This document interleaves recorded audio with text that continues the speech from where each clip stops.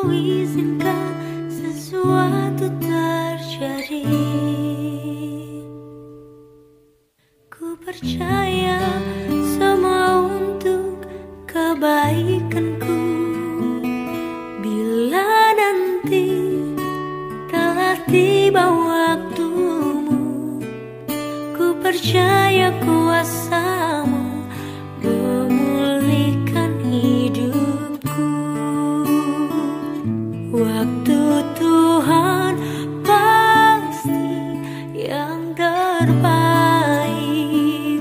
walau kadang tak mudah dimengerti.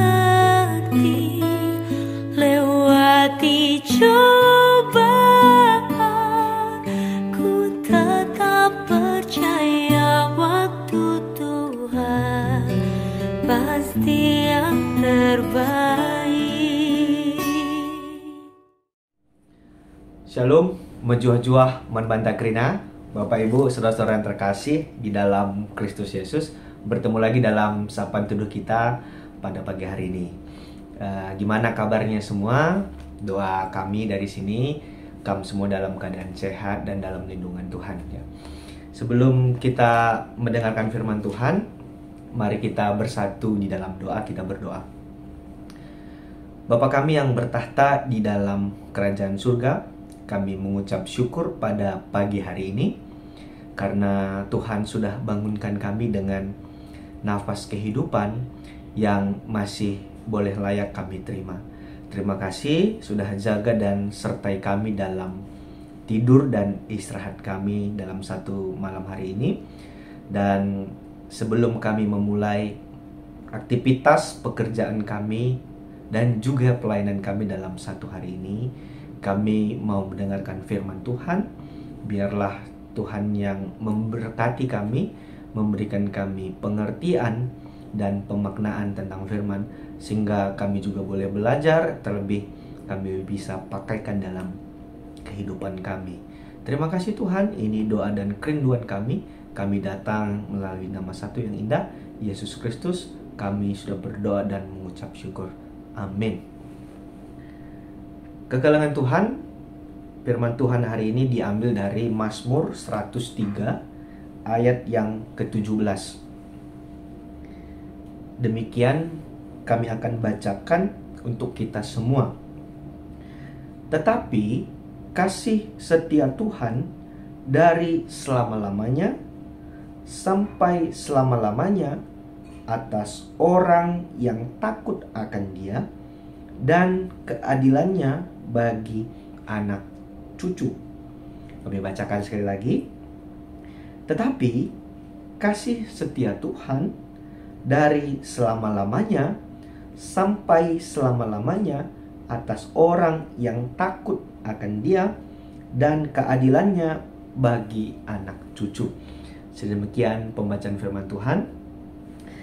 Hari ini, walaupun ayat kita cuman satu ayat, tapi ayat ini bisa membuat kita merenung lebih dalam tentang kasih Tuhan, ya.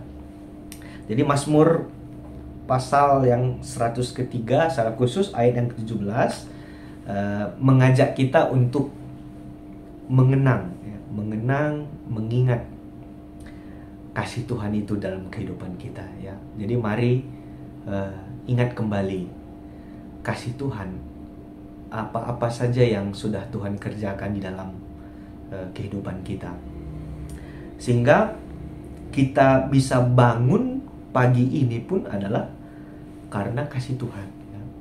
Ada satu yang pernah saya dengar, ketakutan orang, salah satu ketakutan orang pada umumnya manusia adalah ketika mereka tidur, mereka tidak bangun lagi. Nah, jadi kita masih bisa bangun pada pagi hari ini pun adalah karena kasih Tuhan, ya. Jadi kita harus bisa temukan hal-hal yang membuat kita bersyukur, ya.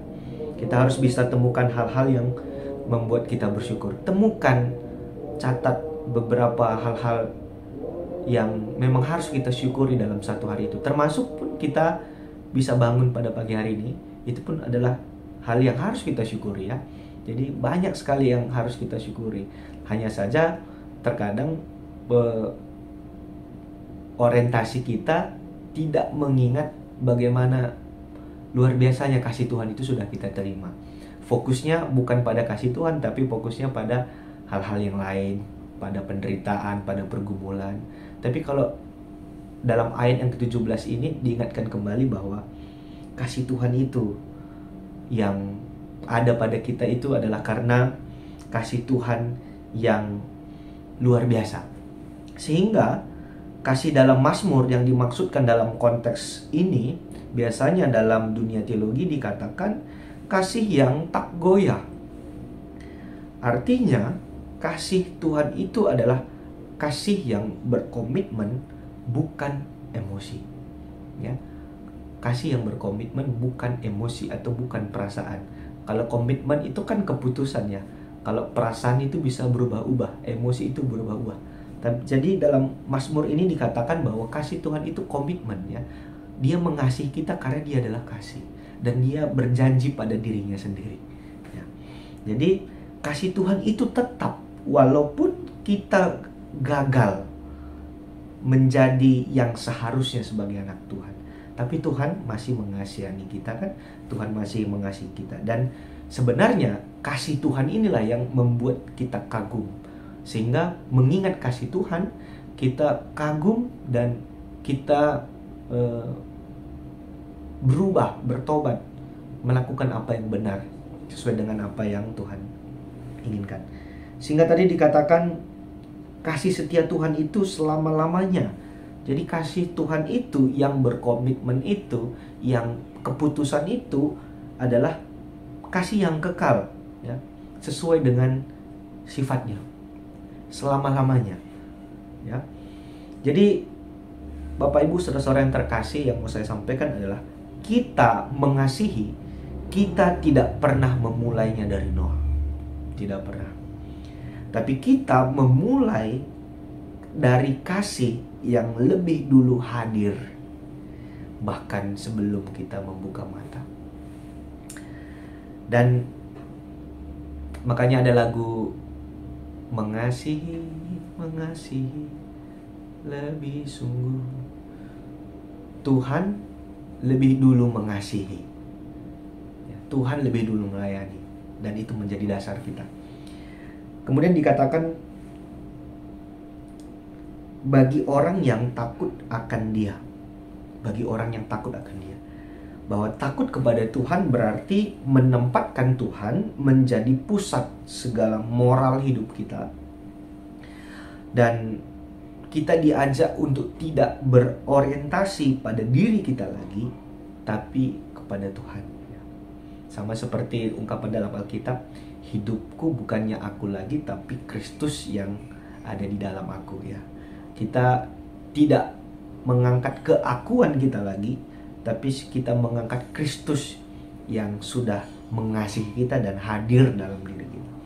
Sehingga dalam Alkitab juga bersaksi bahwa takut akan Tuhan adalah sumber hikmat dan sumber kepintaran ya. Dan hikmat itu adalah satu hal yang memberi kita pengertian, memberi kita pemaknaan tentang hidup dan bagaimana yang seharusnya ya. Jadi sebenarnya takut kepada Tuhan itu memberikan kita banyak sekali keuntungan ya. Kita menjadikan Tuhan menjadi pusat kehidupan moral kita, kita pun akan dikasihi Tuhan, dan kita pun akan mendapatkan hikmat, dapat pengertian, pemaknaan tentang hidup, bagaimana seharusnya kita menjadi orang yang percaya hidup di tengah-tengah dunia ini. Ya, jadi luar biasa sekali ya kasih Tuhan itu ya. Dan bagi orang yang takut kepada Tuhan, tentu pertanyaannya adalah, refleksinya bagi saya dan bagi kita semua adalah, apakah hidup kita sudah berpusat kepada Allah? Apakah hidup kita sudah berorientasi kepada Tuhan? Nah, ini menjadi renungan kan. Kita mengingat kembali kasih-kasih Tuhan itu yang sudah kita terima. Pertanyaannya, apakah hidup kita sudah berpusat kepada Allah? Itu menjadi pertanyaan refleksi bagi kita semua. Kemudian dikatakan di sini keadilannya bagi anak cucu.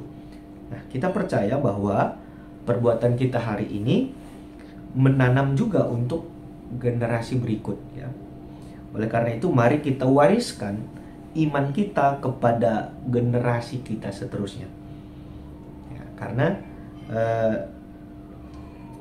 apa yang kita tanam tentu akan menentukan juga buahnya kan. Sehingga dalam kesimpulannya Bapak Ibu saudara-saudara terkasih, dalam Mazmur 103:17 ini mengajak kita secara khusus pagi ini bukan sekedar pagi yang rutinitas, tetapi pagi yang ditopang oleh kasih kekal dari Allah. Ya, kita semua bisa menikmati apa yang bisa kita nikmati sekarang karena kasih Tuhan. Labu perban jago tamu, bukan karena hebat kita, bukan karena jago kita, tapi karena Tuhan, karena kebaikan Tuhan. Jadi kita harus menghormati Dia, kita harus belajar taat kepada Dia di dalam keterbatasan kita, di dalam kerapuhan kita.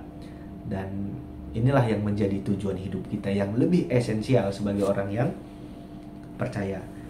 Saya harap ini bisa menjadi renungan kita bersama.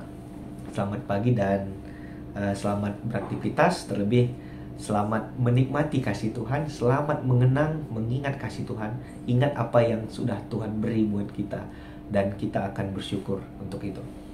Amin. Mari kita bersatu di dalam doa. Bapa kami yang bertahta di dalam kerajaan surga, terima kasih buat pagi hari ini firman Tuhan yang sudah kami dengar, bahwa kami sangat kagum melihat kasih Tuhan yang kekal. Kami sangat kagum dan menghormati bagaimana Tuhan mencintai kami dengan tetap komit, bukan emosi, bukan perasaan. Bahkan di dalam kegagalan kami sebagai manusia, sebagai anak Tuhan pun Tuhan tetap mengasihi kami. Sehingga kami kagum dan hormat, sehingga kami akan terus belajar hidup seperti yang Tuhan inginkan, dan kami terus belajar untuk menyenangkan Tuhan dalam kehidupan kami. Ajari kami Tuhan, kami semua orang berdosa, kami punya keterbatasan, kami punya kekurangan, kami punya kerapuhan. Dan biarlah kami terus berjuang untuk hidup seperti yang Tuhan inginkan. Dan juga aktivitas kami dalam satu hari ini, kami juga mau serahkan hanya ke dalam tangan Tuhan saja. Bila Tuhan memberkati, campur tangan dalam setiap hal yang kami kerjakan. Dan secara khusus kami hari ini juga mau berdoa buat keluarga kami, saudara-saudara kami yang ada di GBKP Runggun Bogor. Biarlah Tuhan yang memberkati saudara-saudara kami yang ada di GBKP Runggun Bogor. Secara khusus dalam setiap pelayan, serahin Tuhan, pendeta kami, serahin kami, Pertua Diaken Emeritus, setiap orang yang mengambil bagian dalam pelayanan, pengurus kategorial, pengurus PJJ, organis, song leader, guru KKR, yang membersihkan gereja, dan semua yang mengambil bagian yang tidak kami sebutkan satu persatu. Berkatilah mereka ya Tuhan, yang sudah memberi diri dalam pelayanan, dan biarlah Tuhan yang tambahkan yang terbaik dalam kehidupan mereka. Berkati setiap jemaat, supaya menjadi jemaat yang mewartakan kasih Tuhan yang sudah mereka terima, sehingga nama Tuhan semakin terpuji dan termuliakan. Bapa kami yang ada dalam surga, terima kasih Tuhan. Kami serahkan seluruh kehidupan kami hanya ke dalam tangan Tuhan saja. Ini doa dan kerinduan kami. Kami datang melalui nama satu yang indah, Tuhan kami Yesus Kristus, yang sudah mengajar kita berdoa. Kita ucapkan bersama-sama. Bapa kami di surga, dikuduskanlah namamu, datanglah kerajaanmu, jadilah kehendak-mu di bumi seperti di surga. Berikanlah kami pada hari ini makanan kami yang cukupnya, dan ampunilah kami akan kesalahan kami, seperti kami juga telah mengampuni orang yang bersalah pada kami. Dan janganlah mau kami dalam pencobaan, tetapi lepaskanlah kami daripada yang jahat. Karena Engkau yang punya kerajaan dan kuasa dan kemuliaan sampai selama-lamanya. Amin.